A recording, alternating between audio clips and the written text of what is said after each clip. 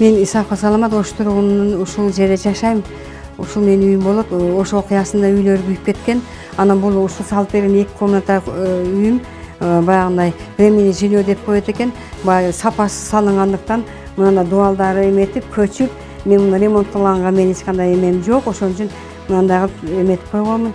Мындай бүт үйлөр түшкөн, ошондо эле 1 жылга жетпей мыналар түшүп калганда.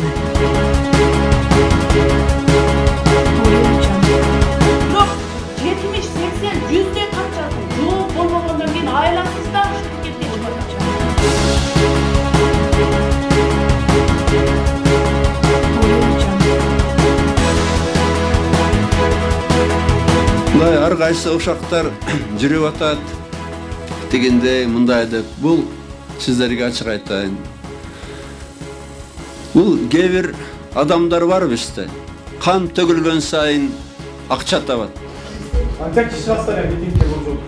Бизде катталгандардын саны боюнча 2000-3000, анан дагы бизге багы бизде катталбай калып, бирок ушуга кызыктар болгон жарандар болсо, биз аларды айта албайбыз. Өзүбүз болсо ушу тактынакай ошубузду кайра бир бузукуларга берип коебуз да. Ушу эл бузарларды таш менен уруш керек ачык айтайын. Ошон үчүн биз ушул нерселерибизди коюп берсе, талаптарыбызды коюп берсе, бизге пикеттин кереги жок. Мен ушул жерде туруп зона кылам, бардык жерде координаторлорубуз бар. Ушул жерде токтотуп коелу.